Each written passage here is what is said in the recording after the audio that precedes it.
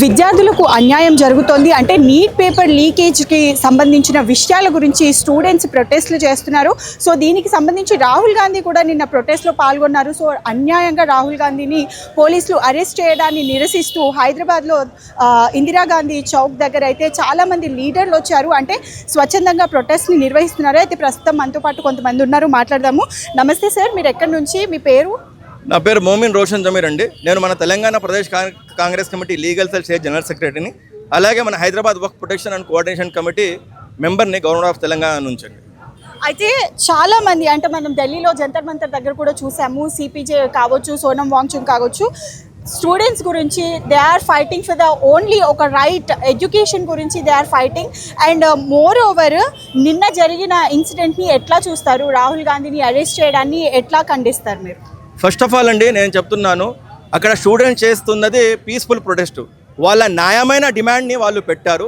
ఏం డిమాండ్ పెట్టారో వాళ్ళు, నీట్ పేపర్ లీక్ అయింది, అలాగే ఎన్నో పేపర్ లీక్ అయినాయి. ఆ పేపర్ లీక్లలో ఎవరైతే Dharmendra Pradhan central education minister ఉన్నారో ఆయన హయాంలో జరిగింది. ఎందుకంటే ఆయన హయాం జరిగినందుకు ఆయన బాధ తీసుకోవాలి. నేను మీకు చిన్న ఎగ్జాంపుల్ చెప్తాను. ఎవరైతే ఏ డిపార్ట్మెంట్లో అయినా కానీ ఎక్కడ కానీ ఏదైనా తప్పు జరిగితే ఆ తప్పు చేసిన వ్యక్తి మీద యాక్షన్ తీసుకోండి అని మేము కంప్లైంట్ ఇస్తాము.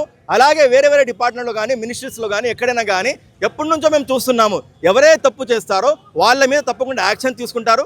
అదే యాక్షన్ని మేమేం చెప్తున్నాము, మీ హయాంలో తప్పు జరిగింది, మీరు ఉన్నప్పుడు తప్పు జరిగింది, అందుకోసము మా న్యాయమైన డిమాండ్ ఏంటి, మీరు రాజీనామా చేయండి. ఎవరైతే ధర్మేంద్ర ప్రధాన్ ఉన్నారో ధర్మేంద్ర ప్రధాన్ రాజీనామా స్టూడెంట్స్ అడిగారండి. వాళ్ళు ఏం తప్పు అడగలేదు, వాళ్ళ న్యాయమైన డిమాండ్ అడిగారు.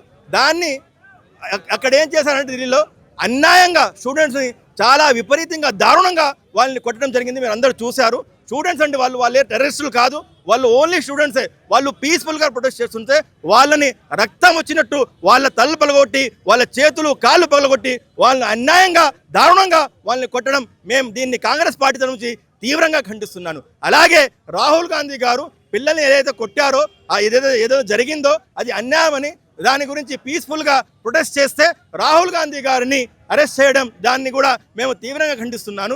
రాహుల్ గాంధీ గారు ఒక పెద్ద నాయకుడు, అలాగే ప్రజల సమస్యల కోసం, ప్రజల హక్కుల కోసం, ప్రజల శాంతి కోసం, దేశంలో అందరినీ కలిసిమెలిసి ఉండడానికి, అలాగే ఎక్కడైతే అన్యాయం జరుగుతుందో ఆ అన్యాయాన్ని కాంగ్రెస్ పార్టీ మన నాయకుడు రాహుల్ గాంధీ గారు ఎప్పుడు ఖండిస్తుంటారు. ఎక్కడైతే అన్యాయం ఉంటుందో న్యాయం కోసం వాళ్ళకి సపోర్ట్గా కాంగ్రెస్ పార్టీ కూడా రాహుల్ గాంధీ గారు ఉంటారు. కానీ నిన్న రాహుల్ గాంధీ గారు ఎల్ఓపి అండి, ఆయన అపోజిషన్ లీడర్ అండి, ఆయన కానీ ఆయన్ను తీవ్రంగా ఎలాగంటే అలా ఆయన ఈడ్చుకెళ్ళి ఆయన ముక్కులోంచి రక్తం వచ్చినట్టు ఆయన్ని అలా మిస్బిహేవ్ చేశారు. దీన్ని కూడా మేము తీవ్రంగా ఖండిస్తున్నాము. మాది ఒకటే ఒక డిమాండ్, మేము వేరే కోరికలు కోరడం లేదు. పిల్లల భవిష్యత్తు, మన దేశానికి ఫ్యూచర్ ఎవరండి? దేశానికి ఫ్యూచరు యంగ్స్టర్స్, పిల్లలు. వాళ్ళ భవిష్యత్తును కాపాడుకోవాలి.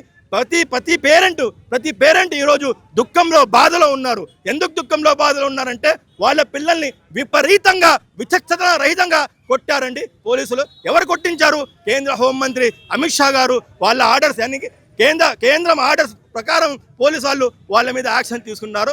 అందుకోసం ఏదైతే పిల్లల్ని కొట్టడాన్ని మేము తీవ్రంగా ఖండిస్తూ మేము ఒకటే డిమాండ్ చేస్తున్నాము, వెంటనే ధర్మేంద్ర ప్రధాన్ రాజీనామా చేయాలి, వెంటనే అమిత్ షా రాజీనామా చేయాలి అని నేను మన రాష్ట్ర కాంగ్రెస్ పార్టీ తరఫు నుంచి, అలాగే legal cell TPCC Telangana Pradesh Congress committee నుంచి నేను కోరడం జరుగుతుంది. అయితే మీకు ఇంకొక అలిగేషన్ కూడా వింటున్నాం మనము, అంటే 20 days నుంచి సిపిజే కావచ్చు, సోనం వాంగ్చుక్ కావచ్చు, అంటే ఒక హంగర్ స్ట్రైక్ చేస్తున్నారు. చాలా అహింసాత్మకంగా, అంటే ఎవరిని ఏమీ అనకుండా వాళ్ళ కోరిక, అంటే వాళ్ళ డిమాండ్స్ ఒకటే, అంటే ధర్మేంద్ర ప్రధాన్ రెసిగ్నేషన్ ఇవ్వాలి, అలాగే అమిత్ షా, మోదీ కూడా రెసిగ్నేషన్ ఇవ్వాలి, they are not fit for that post అనేసి.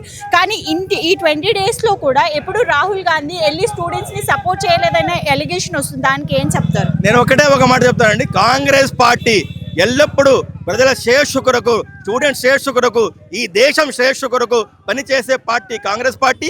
ఏ దేశానికి స్వాతంత్రం తీసుకొచ్చిన పార్టీ కాంగ్రెస్ పార్టీ.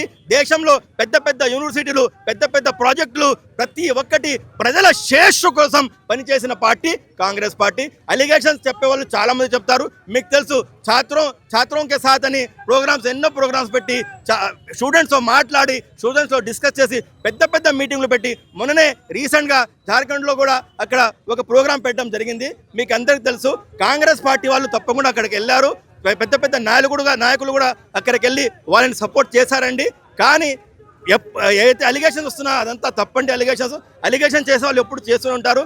రాహుల్ గాంధీ గారు ప్రతిసారి ఎక్కడైనా కానీ పేపర్ లీక్ల గురించి కూడా పెద్ద పెద్ద మీటింగ్లు, పెద్ద పెద్ద సదస్సులు పెట్టి స్టూడెంట్స్ కోసం, వాళ్ళ న్యాయం కోసం, వాళ్ళ హక్కుల కోసం పోరాడారు రాహుల్ గాంధీ గారు. అలాగే కాంగ్రెస్ పార్టీ కూడా ప్రతి చోట పోరాడుతూనే ఉంది. మేము అది ఒక్కటే ఒక డిమాండ్, ఈ కాంగ్రెస్ పార్టీ స్టూడెంట్స్ యొక్క హక్కుల కోసం, శ్రేష్ఠ కోసం పోరాడుతూనే ఉంటుంది. వాళ్ళకి న్యాయం జరిగే వరకు కాంగ్రెస్ పార్టీ తప్పకుండా పోరాడుతుంది.